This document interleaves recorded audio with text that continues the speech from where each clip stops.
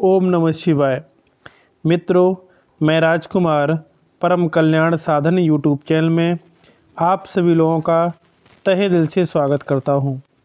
मित्रों, चर्चा को आगे बढ़ाने से पहले मैं अपने गुरुदेव आचार्य चंद्र प्रकाश जी को सहृदय नमन करता हूं एवं उनके चरणों में कोटि कोटि प्रणाम करता हूं। मित्रों, आज की चर्चा का विषय है ऊपरी हवा।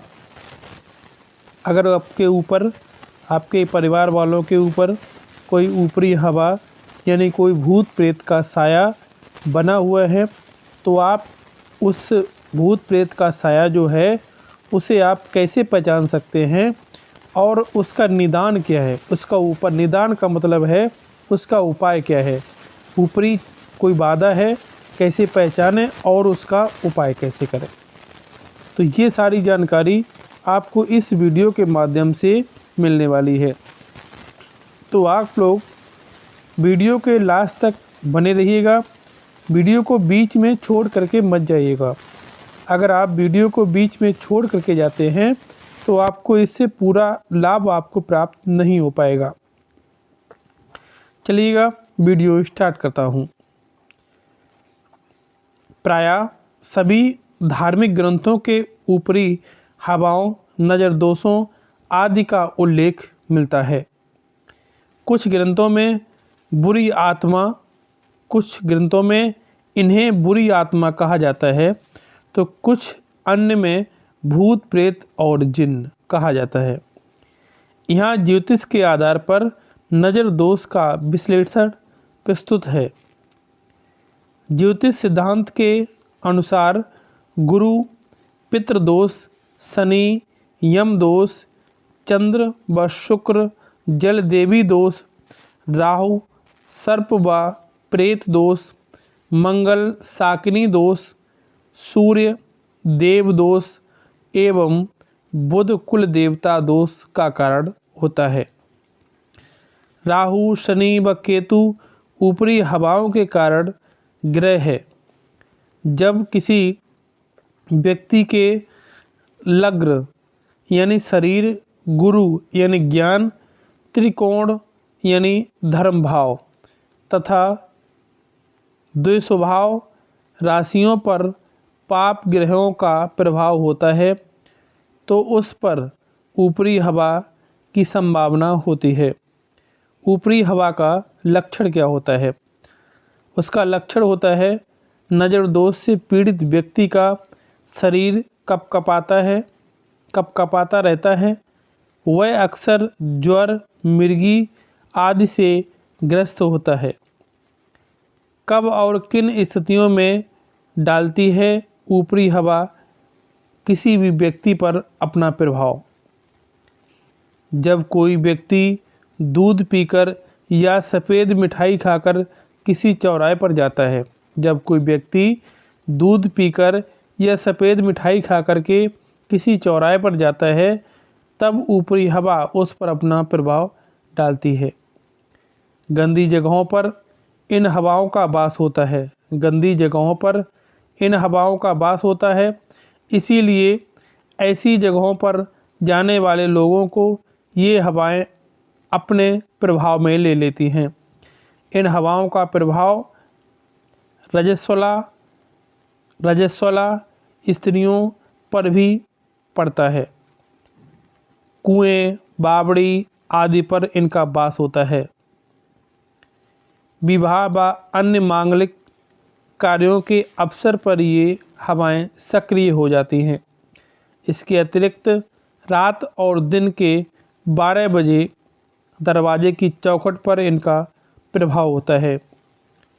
दूध व सफ़ेद मिठाई चंद्र के द्योतक हैं। चौराहा राहु का द्योतक है। चंद्र राहु का शत्रु है। अतः जब कोई व्यक्ति उक्त चीज़ों का सेवन कर चौराहे पर जाता है, तो उस पर ऊपरी हवाओं का प्रभाव अक्सर कर बन जाता है, संभावना बढ़ जाती है। कोई स्त्री जब रजस्वला होती है, तब उसका चंद्र व मंगल दोनों दुर्बल दुर्बल हो जाते हैं। ये दोनों राहु व शनि के शत्रु हैं। रजस्वला अवस्था में स्त्री अशुद्ध होती है और अशुद्धता राहु का द्योतक है। ऐसे में उस स्त्री पर ऊपरी हवाओं के प्रकोप की संभावना बढ़ जाती है। कुएं एवं बावड़ी का अर्थ होता है जल स्थान और चंद्र जल स्थान का कारक है। चंद्र राहु का शत्रु है, इसीलिए ऐसे स्थानों पर ऊपरी हवाओं का प्रभाव होता है। जब किसी व्यक्ति की कुंडली के किसी भाव विशेष पर सूर्य, गुरु, चंद्र व मंगल का प्रभाव होता है, तब उसके घर विवाह व मांगलिक कार्य के अवसर आते हैं। ये सभी ग्रह शनि व राहु के शत्रु हैं, अतः मांगलिक अवसरों पर ऊपरी हवाएं व्यक्ति को परेशान करती हैं।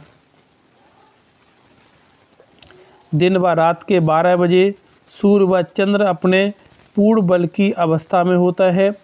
शनि व राहु इनके शत्रु हैं, अतः इन्हें प्रभावित करते हैं।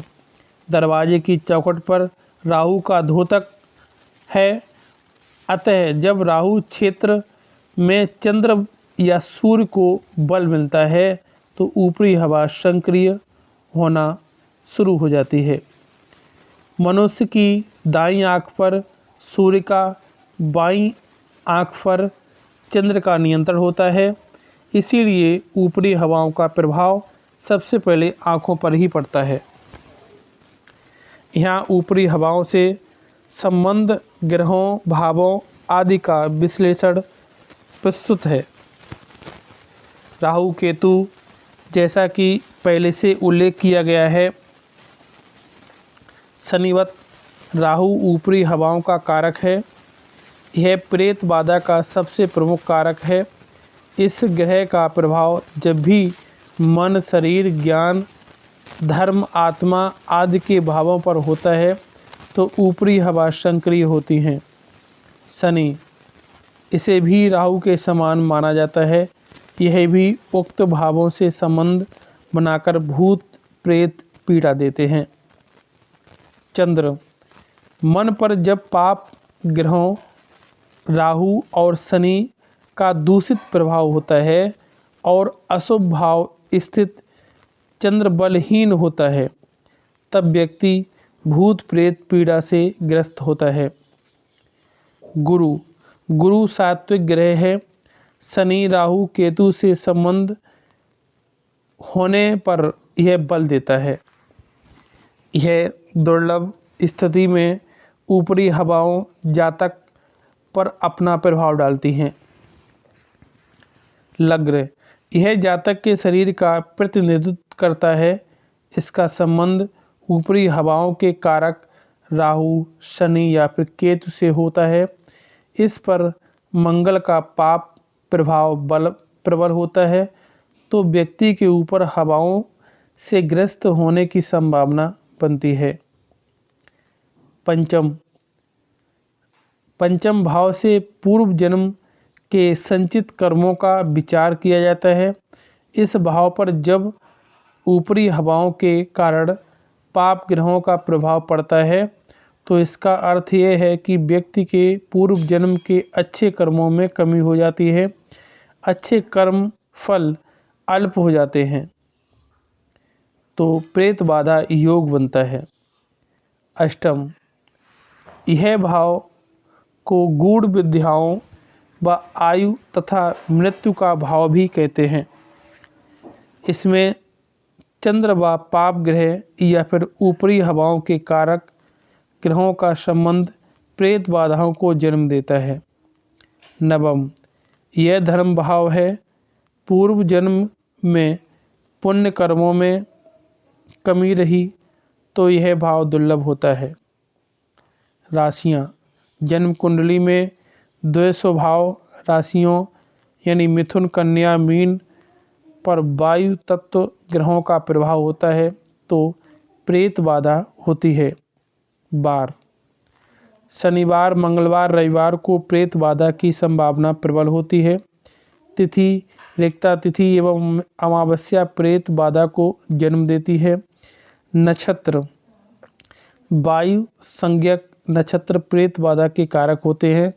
योग विंशुभ, व्याघात, ऐन्द्र, व्यक्तिपात, शूल आदि योग प्रेत बाधा को जन्म देता है।